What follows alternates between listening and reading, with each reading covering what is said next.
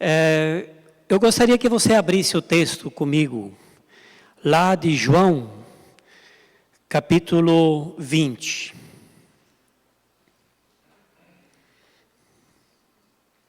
João, capítulo 20.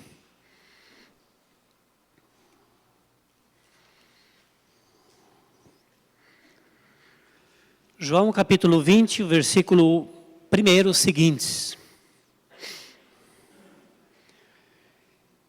É um texto que eu vou ler relativamente longo, mas ele precisa ser lido, porque é significativo para a gente entender o que nós vamos estar, o que Deus está falando ao nosso coração, a nossa reflexão também como igreja.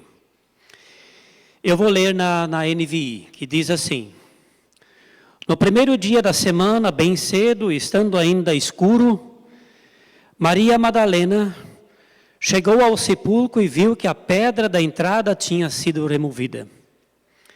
Então ela correu ao encontro de Simão Pedro e do outro discípulo, aquele a quem Jesus amava, e disse: Tiraram o Senhor do sepulcro e não sabemos onde o colocaram. Pedro e o outro discípulo, aquele que era amado, saíram e foram para o sepulcro. Os dois corriam, mas o discípulo amado foi mais rápido, chegou primeiro. Depois veio o outro. Versículo 5. Ele se curvou e olhou para dentro, viu as faixas do linho, mas não encontrou nada. A seguir, Simão Pedro, que vinha atrás dele, chegou, entrou na sepultura e viu as faixas de linho, bem como o lenço que estivera sobre a cabeça de Jesus. Eles estavam dobrados à parte, separado das faixas de linho. E ele viu o outro discípulo, aquele que veio, chegou primeiro ao sepulcro, também entrou, viu e creu. Eles ainda não haviam compreendido que, conforme a Escritura, era necessário que Jesus ressuscitasse dos mortos. Os discípulos voltaram para casa. Maria Madalena, porém, ficou à entrada da sepultura chorando. Enquanto chorava, curvava-se para olhar dentro do sepulcro. E viu 2 anjos vestidos de branco, sentados onde estava o corpo de Jesus, um à cabeceira e outro aos pés. Eles lhe perguntaram: Mulher, por que você está chorando? Levaram embora o meu Senhor, respondeu ela, e não sei onde o puseram. Nisto ela se virou e viu Jesus ali em pé, mas não o reconheceu. Disse ele: Mulher, por que choras? Quem você está procurando? Pensando que fosse o jardineiro, ela disse: Se o Senhor levou embora, diga onde o colocou e eu o levarei. Jesus lhe disse: Maria. Então, voltando-se para ela, Maria exclamou em aramaico, se voltando para ele, Maria exclamou em aramaico, Rabone, que significa mestre. Disse Jesus: Não me segure, pois ainda não voltei para o Pai. Vá, porém, aos meus irmãos e diga-lhes que estou voltando para o meu Pai e o Pai de vocês, para meu Deus e o Deus de vocês. Maria Madalena foi e anunciou aos discípulos: Eu vi o Senhor, e contou o que lhe disseram. Pai amado, nós queremos mergulhar nessa palavra. Nós queremos aplicar e entender essa palavra para o nosso dia a dia. Precisamos que essa palavra fique clara ao nosso coração. Por isso, Pai, eu te peço agora, em nome de Jesus, ministra o nosso coração, toca o nosso coração e traz uma palavra para cada um de nós, em nome de Jesus. Amém e amém. Meus queridos, queridas, esse texto ele está dentro de um contexto logo depois da morte, do sepultamento de Jesus. Jesus morre na cruz e ao morrer na cruz, ele como criminoso, porque a morte de cruz é um lugar onde morrem os criminosos de pior espécie, e quem morre lá na cruz não tem o direito não tem a oportunidade de ser sepultado numa sepultura. Eles vão para uma vala comum, um lugar aberto, onde os abutres devoram os corpos e eliminam os corpos. Mas Jesus não. Jesus, no texto, no capítulo anterior, é dito que José de Arimateia, um discípulo que não aparece em nenhum momento nos evangelhos, aparece nesse fato, que vai pedir o corpo de Jesus para ser sepultado no jardim, numa sepultura que ainda não tinha sido usada, num jardim. E Nicodemos também aparece. E Nicodemos traz 30 quilos de mirra e aloés, que são perfumes para serem colocados no corpo de Jesus para que ele possa ser embalsamado. Para que mais tarde ele vai ser o procedimento, que vai ter o procedimento de sepultamento. Esse texto é muito extenso, ele é muito profundo, então eu preciso me limitar em alguns aspectos. Eu gostaria que você entrasse comigo junto nesse texto em alguns aspectos.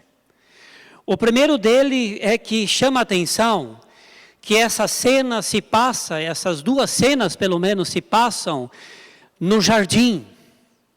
Num jardim, presta bem atenção. O que vem na tua mente quando você lembra em jardim? Jardim é um lugar que tem verde, tem flores, tem coisas bonitas, tem um espaço para a gente passear. Jardim sempre lembra algo maravilhoso, algo extraordinário, algo bem cuidado. Mas jardim também lembra o jardim do Éden. Interessante, né, gente, que o início da humanidade se passa num jardim. Deus faz um jardim e coloca o homem, cria o homem e a mulher e coloca num jardim. E visita esse jardim. Agora, com o novo Adão, o novo homem em Jesus, tem um jardim de novo. Um jardim de novo. A história se passa num jardim. É no jardim, dá a sensação de uma recriação, uma nova criação. No jardim do Éden, Deus sai à procura de Adão e Eva. E diz lá: Adão, aonde estás? Aonde você está, Adão? Aonde você se escondeu? O que está acontecendo com você? Eu estou à tua procura. Nesse jardim de João, no final, onde Jesus está sepultado, quem procura é Maria Madalena.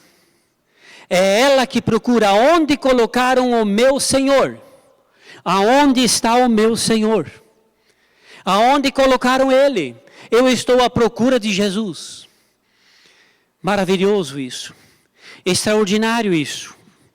Que a Maria Madalena fica lá, nós vamos ver isso depois. E ela espera, na alta madrugada, a se encontrar e a ter o encontro com o seu Senhor, o seu mestre, Rabone, num jardim. Preste atenção nisso. Isso é muito importante.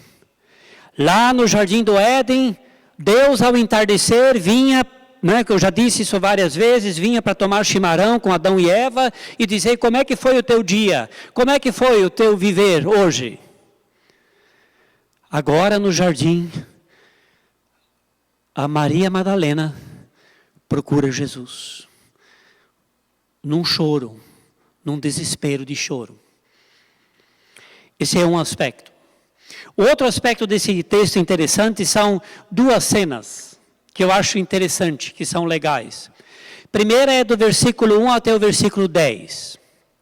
Se você acompanhou a leitura e quer dar uma olhada, deixou o texto aberto lá, é interessante que de madrugada, Maria Madalena vai para o jardim.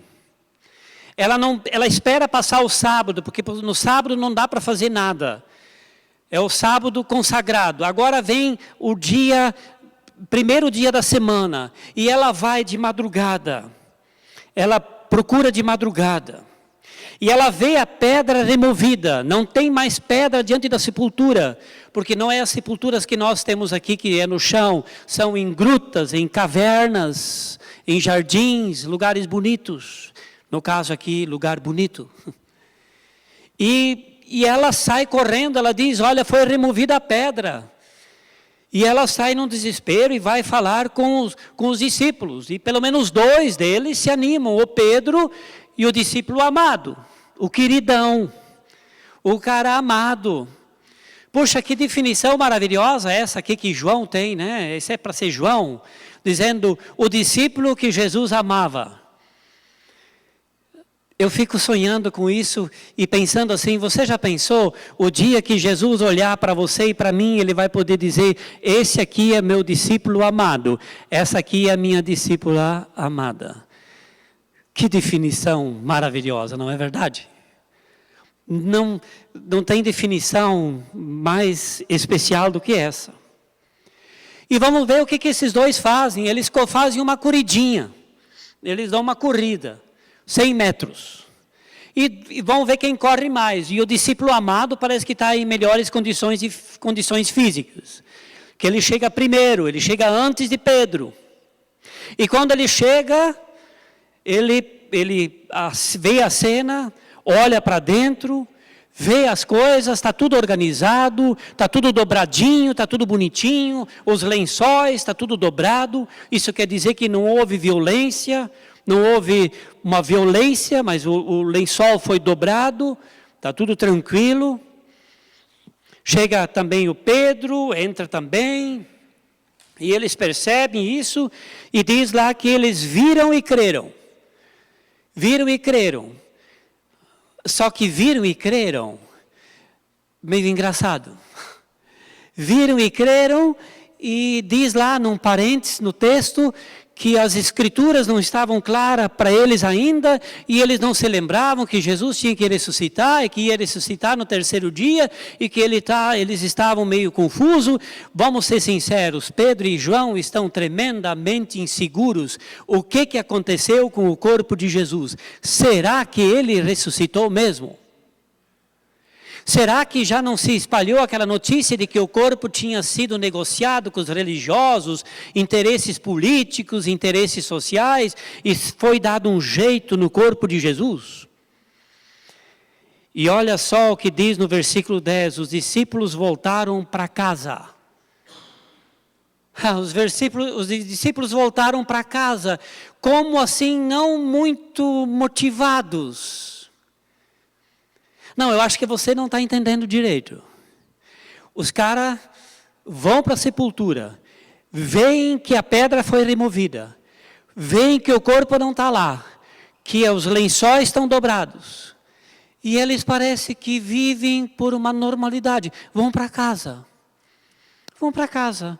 Vamos para casa. Vamos lá, com certeza com medo, inseguros, com angústia, com medo de também serem mortos, que eles vão para casa.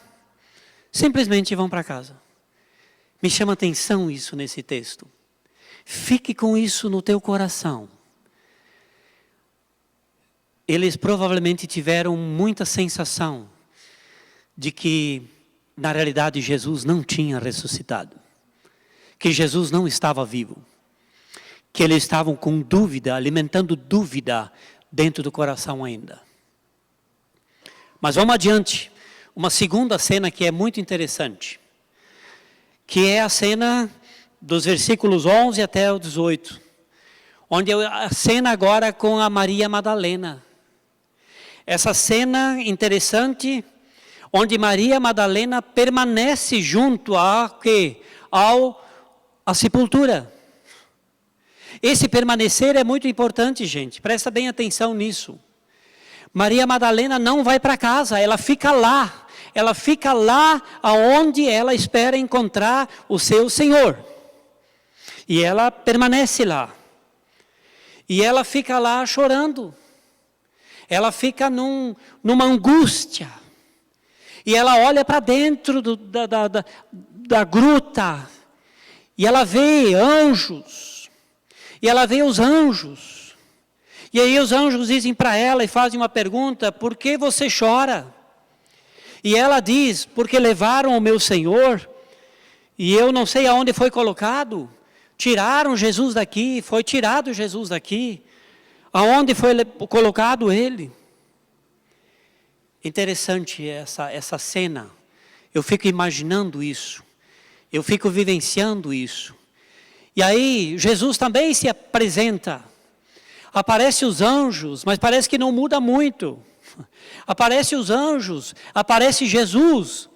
E se coloca atrás dela, no lado dela, a gente não sabe direito. E aí ele quem sabe faz uma pergunta no 13, que é interessante, ou melhor, 15. Mulher, por que choras? Quem você está procurando? Presta bem atenção nessa frase. Por que você chora? Quem você está procurando? Quem você está procurando? E ela não consegue reconhecer que é Jesus. Ela acha que é o jardineiro. Né? Ela não consegue ver isso.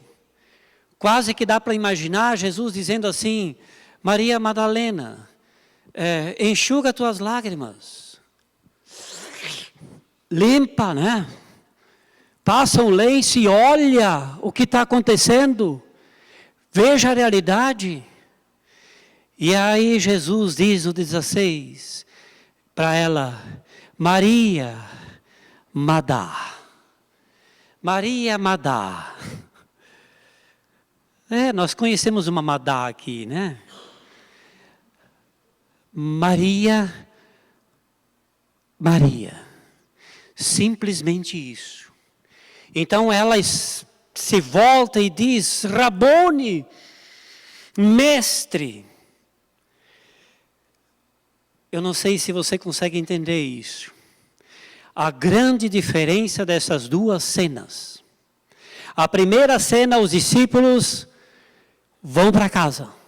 Se enfiam dentro da casa. Porque depois o texto vai dizer que ao entardecer, Jesus tem que se colocar no meio deles e dizer: paz seja convosco. Eles se escondem. E a Maria Madalena agora tem um encontro com o seu Senhor e o seu Mestre. E ele diz: Maria, só isso. Eu fico pensando, que nome é esse? Que importância é isso quando Deus diz o meu e o teu nome?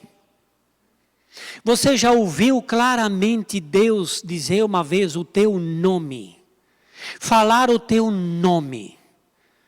E que você teve a certeza de que era Ele que falou. Foi Ele que chamou e disse o meu nome. Eu ouvi claramente, é o nome dEle. É o meu nome que Ele citou. E aí, o relacionamento de Maria Madalena com Jesus é tão grande que a voz identifica. Que a voz faz ser reconhecida. Quem sabe a pergunta que a gente tem que fazer, e eu faço para mim, faço para você: por que nós ouvimos tão pouco a voz de Deus? Porque nós andamos muito longe de Deus. E nós não conseguimos ter a sintonia de quem está falando com nós. E quantas vezes Deus fala e fala e fala, insiste com a gente, se manifesta, traz uma palavra para a gente e a gente fica surdo. A gente não entende, porque a gente não tem relacionamento com Ele. Quanto mais eu e você tivermos relacionamento com Jesus, presta atenção nisso. Mais perto nós andarmos dEle, mais nós vamos ouvir a voz dEle. E mais nós vamos entender que voz é essa, o que Ele vai falar para a gente, o que Ele vai dizer para a gente. Discípulos correram para casa, Maria Madalena ficou lá, de madrugada, sentado lá, chorando, esperando e esperando. Aí eu entendo o texto de João 10, Quando Jesus diz que Ele é o bom pastor que conhece as ovelhas e as ovelhas conhecem Ele. E quando Ele fala e quando Ele diz alguma coisa, as ovelhas entendem, porque estão perto e reconhecem a voz, que é a voz. Precisamos aprender, eu e você, em nome de Jesus, a começar a andar no jardim, para ouvir a voz de Deus. E para ouvir a voz de Jesus. Para ouvir a voz de Jesus. Um terceiro aspecto desse texto, que é importante nessa conversa agora. Jesus vai dizer no versículo 17, não me segure, quer dizer, não me toque. Não toque em mim, porque agora o meu relacionamento com você é diferente. Eu estou ressuscitado, eu ressuscitei. Eu vou para a glória. Não tem mais essa possibilidade de físico. A única chance é Tomé. Tomé vai ter essa chance ainda. Mas os demais não.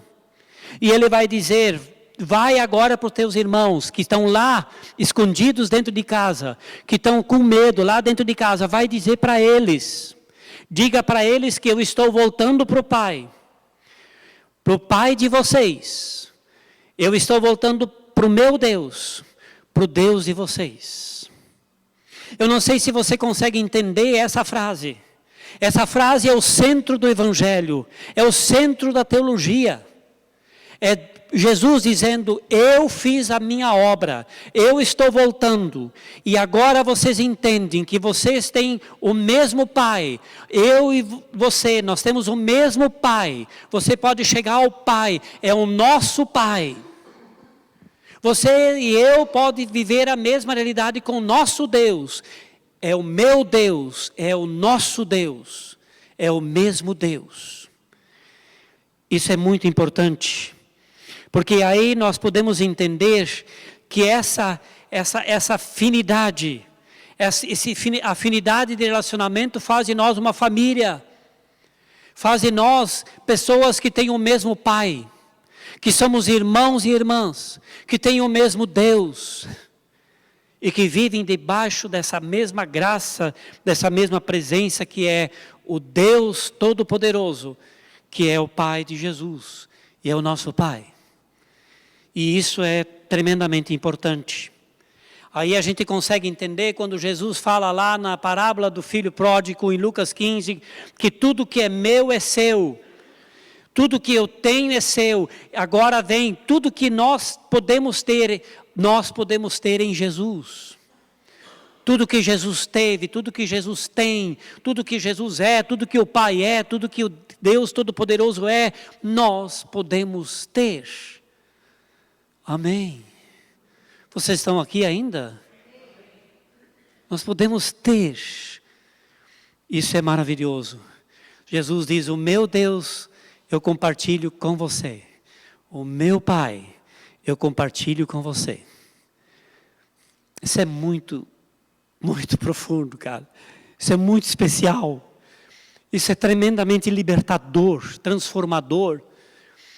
E que abre a nossa visão de reino e com certeza, de igreja também.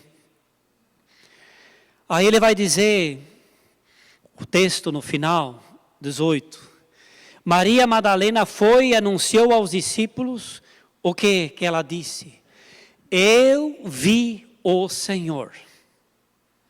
Eu vi o Senhor. E contou o que Jesus tinha dito para ela. Ele disse, agora vai lá para os teus amigos, vai para os nossos irmãos, fala para eles, diz para eles que eu vi o Senhor. Ver o Senhor face a face, ter essa experiência da presença, é que muda todas as coisas, meus queridos, minhas queridas. Eu fico pensando nesse texto da seguinte forma: se a gente não vê e não tem esse encontro com Jesus vivo, não adianta você ter a ideia de que Jesus ressuscitou. Não adianta olhar o túmulo vazio. Não adianta olhar os lençóis. Não adianta olhar o lenço. Porque você não vai entender nada. Você e eu não vamos entender nada da vida de fé enquanto nós não estivermos visto o Senhor. Nós precisamos ter esse encontro real com Jesus. Vivo e real. Porque senão é uma fantasia. Senão é algo que nós acreditamos teoricamente, mas na prática não funciona. Esse negócio desse linho, desse lençol, séculos a Igreja Católica está discutindo o sudário. Vocês já devem ter visto isso. E analistas estão analisando o sudário, se era o sangue de Jesus, se não era, se foi dobrado, não era. Meu Deus, isso muda alguma coisa? Não muda nada o teu encontro com o lençol. Deus nos convida não para o encontro com um túmulo vazio, Ele nos convida para o encontro com o Cristo vivo. Não é uma sepultura vazia que vai me fazer sentido na vida, mas é o encontro face a face, na presença do Senhor, a minha vida com Ele, a minha comunhão com Ele, é que vai fazer a diferença. E por isso que eu falei antes para o Juninho, disse essa música, esse cair as escamas, eu quero te ver, eu preciso te ver, eu tenho vontade de te ver. E se você olhar para o Antigo Testamento, as experiências das pessoas, nós vamos trabalhar isso ainda aqui, mais no futuro, mas pessoas que nem Jacó, Israel, não quero dizer Jacó, porque senão esse cara se acha o tal, né? Mas é o Israel, né? Aquele que no vale de Jaboque viu o Senhor face a face e a minha vida foi salva. Quando você vê a face do Senhor, você é salvo. Você é salvo.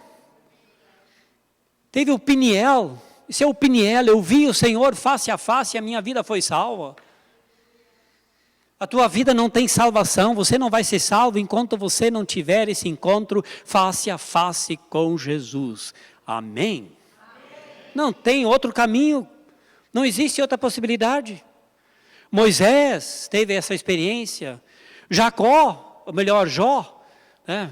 Jó, no capítulo 42, versículo 5, é dito lá uma palavra importante: eu te conhecia só de ouvir, agora os meus olhos te veem.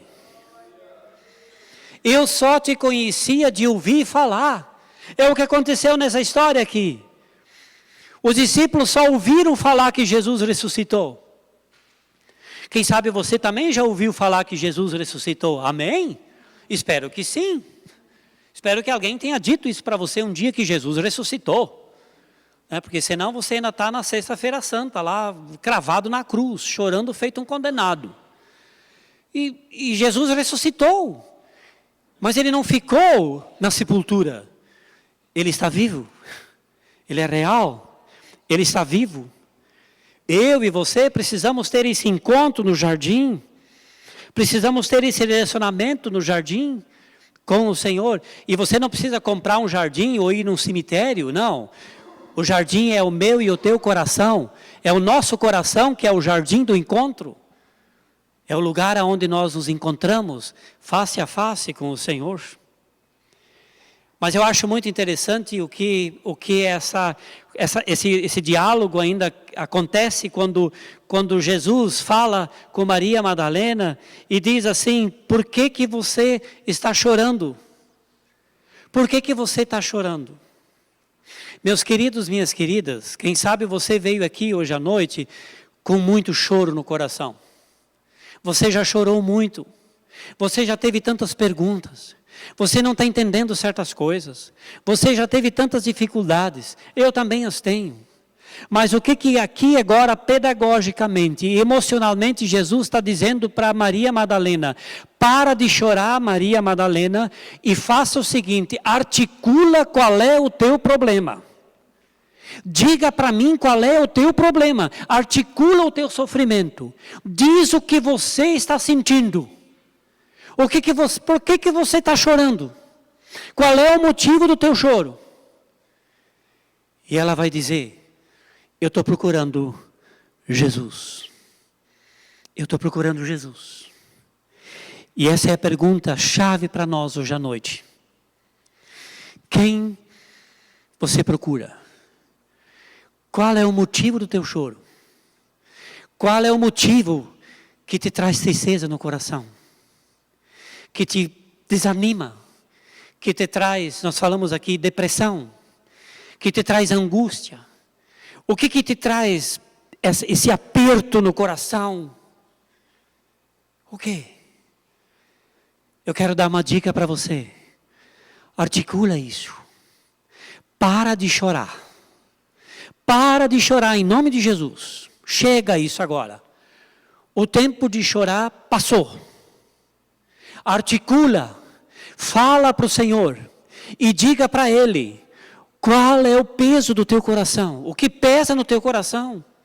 Chega nele e abre o teu coração. Põe para fora. E o que eu mais amo nesse texto é que ela diz: eu procuro Jesus. Eu procuro um Salvador. Eu procuro o meu Senhor. Eu procuro alguém que me dá a vida. Eu preciso de alguém que me dê vida abundante. Eu quero a vida, eu quero vida plena. Eu preciso dessa plenitude. Eu quero receber essa vida. E ela diz isso. Ela abre o seu coração. Meu querido, minha querida, eu quero que você vá para casa hoje à noite, não dizendo que você viu um lençol, que você viu um túmulo vazio, mas que você possa confessar e dizer: eu vi o Senhor. Eu tenho um encontro com Ele. Eu tenho a certeza que os meus olhos estão abertos. E por isso é importante quando a gente canta que as escamas caiam. Que a gente comece a ver o Senhor. Comece a ter um relacionamento com Ele. Que a gente comece a viver isso. Porque senão você vai para a casa do culto do mesmo jeito. Quem sabe você vem na oração na terça-feira e vai para casa do mesmo jeito. Quem sabe você tem alguns encontros extraordinários, lê a Bíblia e faz alguma coisa, mas nada muda. Porque quando você e eu, nós estivermos face a face, e nós tivermos encontro com o Cristo vivo, vai acontecer mudanças. Grandes mudanças na nossa vida. Eu creio nisso. Eu estou vivendo isso. Eu estou experimentando isso. Eu estou buscando isso todos os dias, para viver nessa presença e ser conduzido por essa presença e ser levado por essa presença. Porque eu quero explicar um negócio para vocês, gente.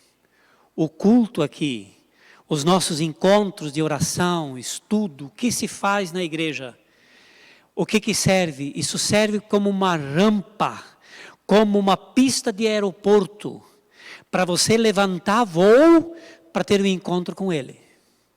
Porque o que importa é o encontro com Ele. Não é o que nós fizemos aqui. É que nós queremos jogar você para a presença. Jogar você para o encontro com Ele. Vendo, percebendo quem Ele é. Vocês entendem isso, gente? Amém? Amém?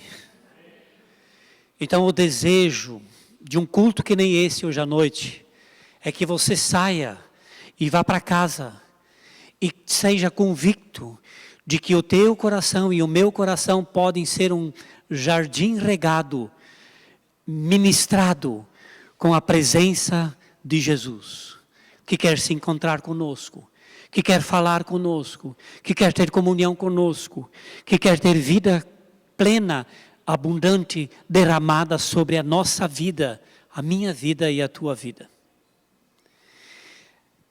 Colossenses 3 diz que a gente ressuscitou com Cristo.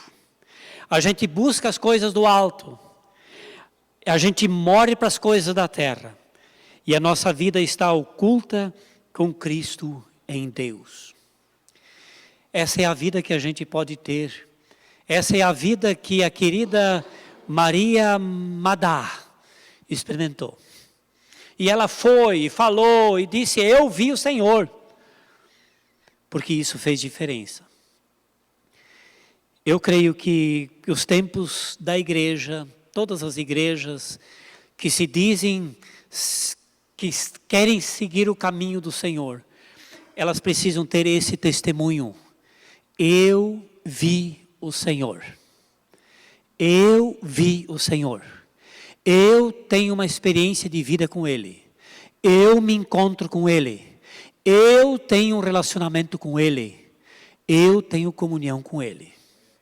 Porque sem isso, nós vamos ficar falando do lençol, nós vamos ficar falando do jardineiro, nós vamos ficar falando da sepultura, nós vamos ficar falando do jardim, e nós vamos ficar falando um monte de coisa. Que o Espírito Santo imprima isso no nosso coração. E que isso seja gravado nessa noite em nosso coração.